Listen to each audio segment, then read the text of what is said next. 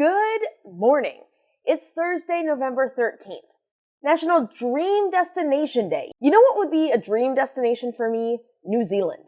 Not necessarily because I want to go there, although I'm sure it's nice. All my New Zealand fans, all of them.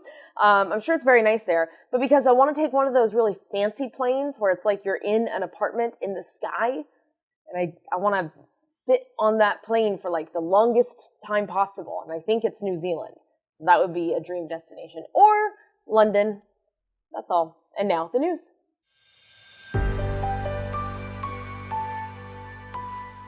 Starting with the government shutdown. Again, almost the last time we have to do that until January.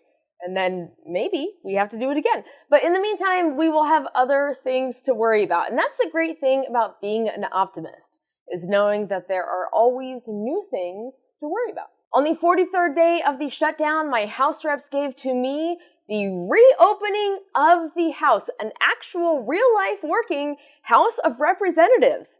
That's right, for the first time since September 19th, the House of Representatives is back in session, baby! Newly elected House Representative Adelita Grijalva has finally been sworn in. Her first order of business? Signing off on a petition to compel the Department of Justice to release the Epstein files. More on that in a whoosh.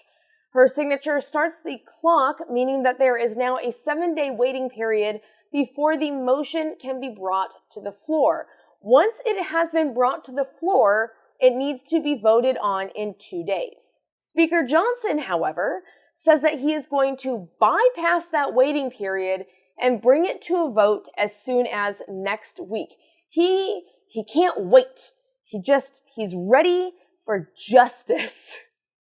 He's ready for justice. I'll tell you why he is rushing to get this thing to the floor to a vote. If it passes the House, it'll next head to the Senate. And then, if it passes through the Senate, it heads to the president's desk. I wonder if the president will sign it. He definitely will not. Again, more on that in a whoosh. That's probably why Speaker Johnson is like, no, we want this. We want to hurry up and vote on it.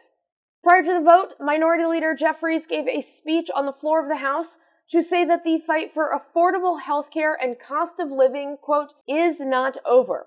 We're just getting started, end quote. All right, well, we love to see the passion. Now let's see that in action. I'm sorry it rhymed. In the end, the bill did make its way through the House, passing on a 222 to 209 vote. 6 Democrats crossed party lines to vote with the Republicans to open the government. Marjorie Taylor Greene also voted to open the government. We'll see what she does next, because what she could have done was hold her vote and see that the government was going to open and then vote no, because she's been so vocal about healthcare. She could have gotten both things that she wanted. She could have gotten the government to reopen and also have been able to still be like, but I still want there to be healthcare for the public. But who knows? Who knows? Marjorie Taylor Greene is up to something. And I don't know what it is. We gotta figure it out. Anyway, the bill was zoomed on over to Trump's desk where he signed it, and now the government is reopened, which is great news for things like SNAP and WIC and travel, things that will take a bit to return to normal, but thankfully, that process will now start. The bad news is that the government that's reopening is this government, so could be better. And while he may be celebrating that the government is open again, although I gotta be honest, I think he liked it better when it was closed, Donald Trump had a very bad Wednesday. A very bad Wednesday.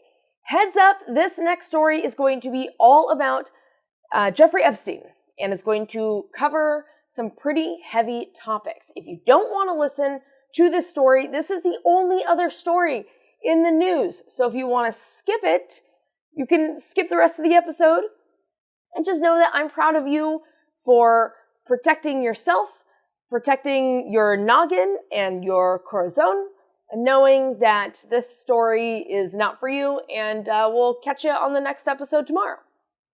But if you're going to stick around, here we go.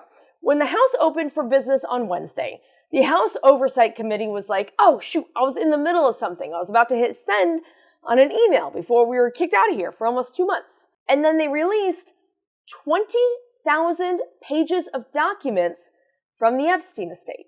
The big headline on Wednesday, multiple emails from the Epstein estate mention Trump. Now, 20,000 documents, that is a lot to go through. So I personally, Kim Moffitt from Here's What's Happening News, you've heard of it, very popular podcast. People all over New Zealand love it. I want to go through a lot of these documents. I haven't had a chance yet. I looked at some of them. So we're going to hit the lowlights, not the highlights, the lowlights. Of course, it makes sense that Trump would have been named in emails from Jeffrey Epstein because they were best friends, self-proclaimed best friends. So that's not much of a surprise. But the context, the words of the emails are bad. In a 2011 email from Jeffrey Epstein to Ghislaine Maxwell, Epstein described Trump as the dog that hasn't barked. Quote, I want you to realize that dog that hasn't barked is Trump. Redacted spent hours at my house with him. He has never once mentioned police chief, etc. I'm 75% there. End quote. Redacted is a placeholder for the name of one of Jeffrey Epstein's victims. They're saying that that is Virginia Giuffre, who died by suicide. It could be. It could also be convenient that that person that they are saying that is Virginia Giuffre, who is dead. The language here is interesting, though. Where is Jeffrey 75% of?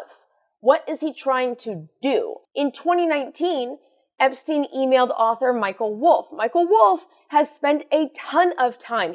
He's a very prolific author. Remember that he is the one that is suing Melania because he wants to get a ton of these files out there. Epstein emailed author Michael Wolff. He has done a lot of biographies about Epstein, also about Trump. Epstein said that Trump asked him to resign from his membership at Mar-a-Lago, but he was never a member. However, he also says in that email, quote, of course he knew about the girls as he asked Ghislaine to stop, end quote. He knew about the girls. The dog that hasn't barked. Here are other quotes from Trump about Epstein. These are quotes that we have already known about. These aren't new quotes. These are quotes that have existed in the world. Quote, he's a lot of fun to be with. It is even said that he likes beautiful women as much as I do. And many of them are on the younger side, end quote. Trump once saw underage girls in Epstein's pool, and this is how he told the story. Quote, the swimming pool was filled with beautiful young girls. How nice, I thought. He let the neighborhood kids use his pool, end quote. And given all of that, I want to direct you to one more quote. This one is from Sam Nunberg, a former campaign aide who had concerns about Trump's connections with Epstein during Trump's first campaign. Quote, Trump said, I kicked him out of the clubs when this stuff became public. And I made sure NBC knew, end quote. He's referring to NBC, presumably he's referring to his time on The Apprentice. I kicked him out of the clubs when this stuff became public. Not when he learned about it, not when he was a direct witness to it, not when he was there at parties while it was happening, when it became public. As I said, Speaker Johnson says that the House will vote on it next week. He closed the House on September 19th to prevent the final House rep from being sworn in so that these emails, this drop of 20,000 pages worth of documents would be delayed until now. Now he says they're going to vote on it next week. That's what Speaker Johnson, this whole thing, the reason that the House was closed was to delay all of these things from coming out. That's thanks to Speaker Johnson. Now the vote will happen next week. One of the key votes on this is from Colorado's own Lauren Boebert. And here is how serious what I'm about to tell you is. I won't even make fun of Lauren Boebert. That's one of my hobbies. That's when people ask me what are my hobbies, I say I don't have any, and also making fun of Lauren Boebert. Not this time. Boebert was one of the people who signed the petition to release the files. This was a while ago. She was one of the people who signed the petition. And on Wednesday, yesterday, Boebert was called to the Situation Room for a meeting with Attorney General Pam Bondi and the FBI's Kash Patel. The Attorney General and the head of the FBI called a domestic violence survivor into the Situation Room, which is a pretty intimidating space to begin with, to try and bully her into not voting to let these files get out. And this was after Trump called her on the phone to try and persuade her to do the same thing. Now, he also called House Rep Nancy Mace. Mace, Boebert, and Marjorie Taylor Greene are the only 3 Republican women who signed this petition. Mace wrote Trump a long explanation that included her history of sexual abuse and said that she would not remove her name. She has been very publicly supportive of getting justice for the survivors and victims and calls this issue a deeply personal one. On social media, Boebert thanked the White House for meeting with her but did not remove her name. Privately, however, she is probably not feeling very thankful. The White House's continued pressure on her has already prompted her to dig in and start discussing what is very obviously a conspiracy to cover up these files. The only other Republican that signed the petition besides those 3 women is Thomas Massie. 4 Republicans. Only 4 Republicans have shown any interest in getting to the bottom of investigating the world's most famous pedophile, because they know the president is involved and they would rather cover that up and allow him to stay in power than do anything. That is 215 Republicans in the House that are fine with the idea that the President of the United States, at the very least, is heavily involved in a conspiracy to cover up the crimes of a prolific child sex trafficker and pedophile. Fine with the idea that he may have participated. Fine with hiding the truth. Because that is how afraid they are that they will lose proximity to power. So they would rather protect a dead pedophile and his co-conspirators. When you are at dinner over the holidays with your family members and this comes up and someone says, Trump isn't in the files, this is all a hoax, this is because the Democrats want to something, here's all you have to ask. If you were in Trump's position, wouldn't you stop at nothing to clear your name? I would rush to get these files out. I would beg people to investigate. There is nothing I would stop at to make sure that people understood that there has been a grave misunderstanding. I can think of 100,000 things that I would rather do than spend 5 seconds with Lauren Boebert. But she has stood 10 toes down on this from the jump. And so credit where credit is due. What happened on Wednesday, that phone call from Trump to her being called into the Situation Room, wildly inappropriate. It should have never happened. It should anger you. It angers me. It angers my mom. She called me about it. She was very mad. It should anger all of us. As mentioned in that other story, no, Trump will not sign off on letting these files out, but that doesn't matter. The criminal that did the crimes, whose name is in the files of the crimes, of course he's not going to let the files out. The files can still get released as long as the public pressure does not ease up, and it shouldn't. Donald Trump knew what was happening. The only reason, the only one, that he created any distance from his best friend, is because the public found out. Otherwise, he'd have no problem continuing to hang out with and be a part of the heinous crimes that Epstein was committing. Now, I'm not saying that Trump was doing what Epstein was doing. I mean, he's been found liable for sexual assault. He's been accused of a wide range of sexual misconduct by at least 29 women, including his first wife, who accused him of rape, and former Miss Teen USA contestants who said as owner of the pageant, he would unexpectedly walk into dressing rooms while contestants ranging in age from 15 to 19 were changing and naked. However, he has not been accused of pedophilia. I want to be very clear about that. I want to be very careful and very clear. He has not been accused of that. Regardless, he gave safe harbor to and even joked about what was happening. He knew.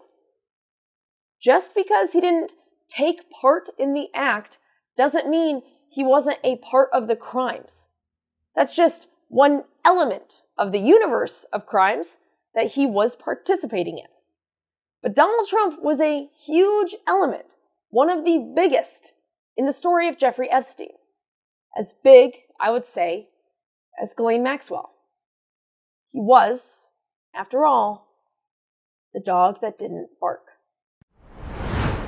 And that's it. That's the news. Not really. Not by a long shot. But when 20,000 pages of documents come out, and a lot of them accuse the President of the United States helping to cover up, which is the most generous thing we can infer from these emails, but it's certainly more nefarious than that, the crimes of a pedophile. Maybe we don't need to pop right into another story about how, Target employees are now being forced to smile at customers when they're in 10 feet of them. That's a real thing. If you were already boycotting Target, this is enough of a reason. Those poor employees. I'm proud of retail workers. That is a hard job. I did it for a very long time, and it's very difficult.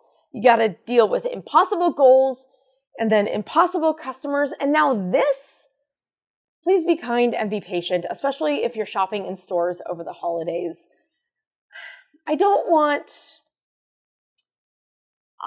It's fine to smile at people, but I don't want creepy smiles. Don't feel like you have to do it. Also, be kind and patient when you're traveling, because you should do it, and also because of how I'm trying to circle back and tie this end of this show back into Dream Destination Day. But more than the fanciest plane in all the land, I did it, because there's no destination dreamier than you. I'm proud of you.